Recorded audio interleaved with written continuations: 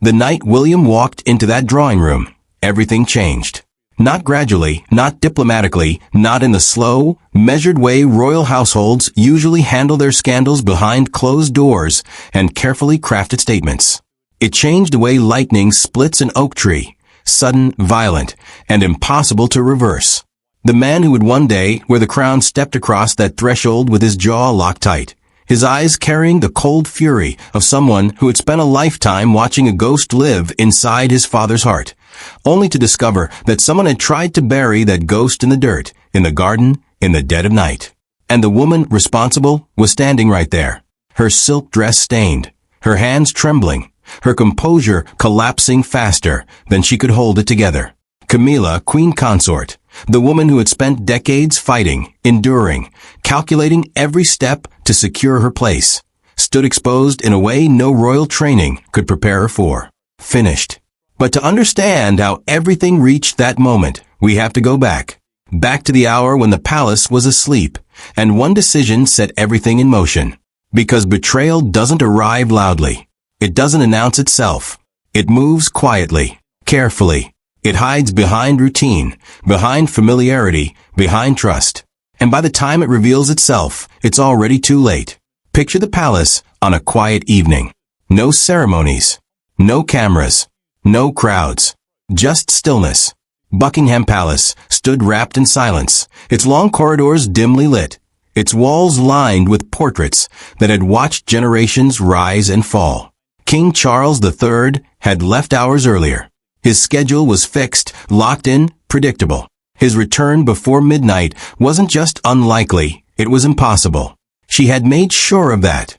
Every detail had been arranged. Staff redirected. Corridors cleared. Movements timed. And now she stood outside his private study, waiting. Then she stepped inside. The air felt different. Personal. Lived in. The scent of old paper, leather, time. A room that belonged completely to one man. But she wasn't here for the room. Her eyes moved straight to it. The cabinet. Plain. Quiet. Always locked.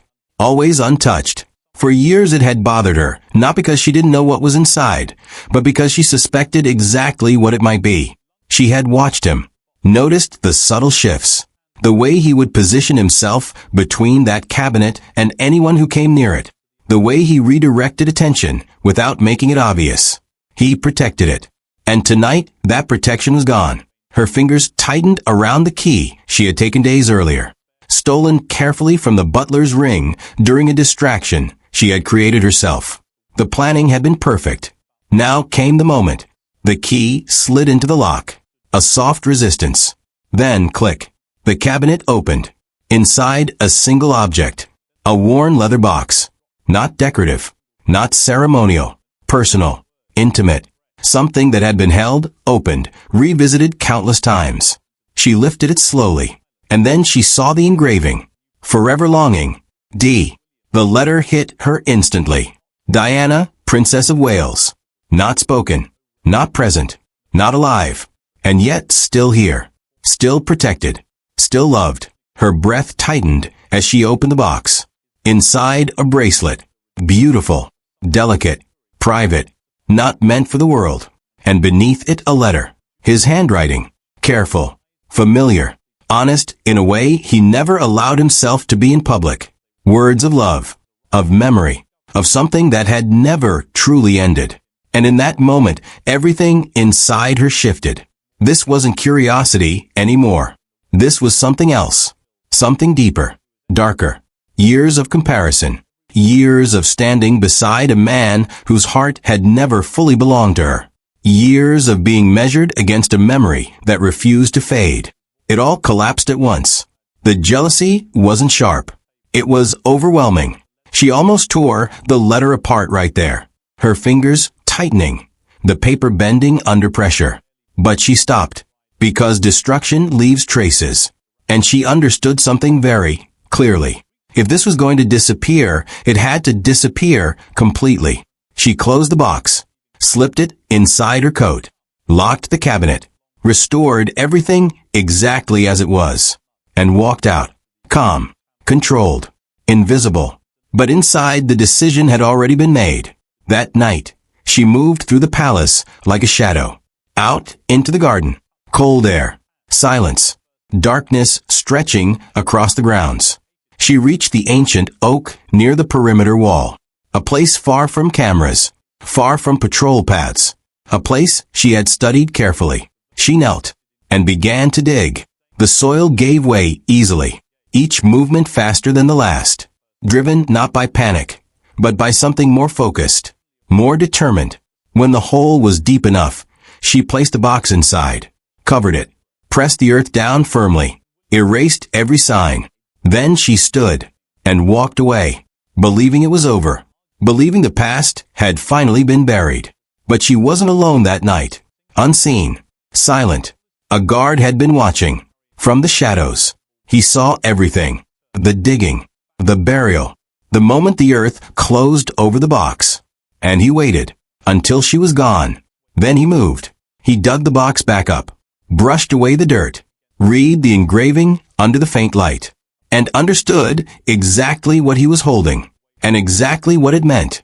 He didn't report it, didn't hand it over, because in a place like this, the truth doesn't always survive the system. So he waited for the right moment. Meanwhile, inside the palace, everything was falling apart.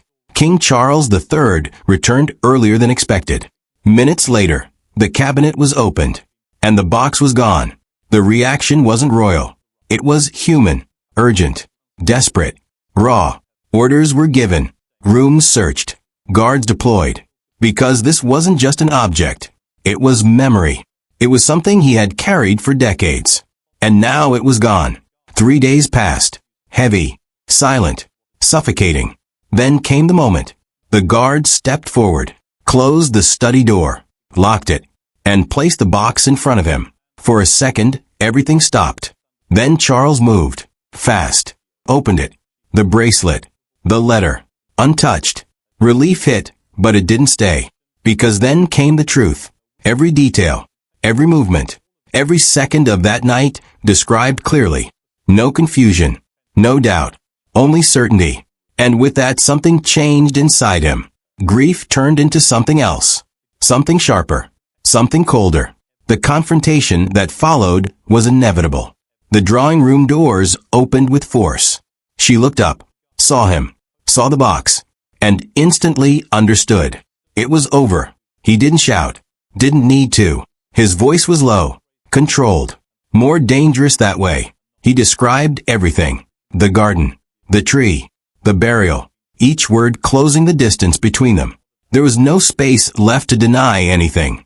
And finally she broke. Not with fear, with anger. Years of resentment pouring out all at once. Words she had buried for decades spilling without control. Then, the door opened again. Prince William stepped in. Everything stopped. No shouting. No chaos. Just presence. Solid. Unmovable. Final. He walked forward slowly, picked up the box, held it carefully, like it mattered more than anything else in that room. Because to him it did. A piece of his mother. Something that had been hidden, stolen, buried, and now returned. He looked at her. No words. Just judgment. Clear. Absolute. Then turned to his father. A silent understanding passed between them. It was done. He handed the box to Catherine, Princess of Wales, and walked out, taking it somewhere it could never be touched again. Behind them silence remained, but not peace, because something deeper had been exposed. Not just a secret, but everything behind it. Love, loss, jealousy, memory. The box was locked away, protected, safe. But the truth? That couldn't be buried again. And inside a palace built on control, that kind of truth doesn't disappear.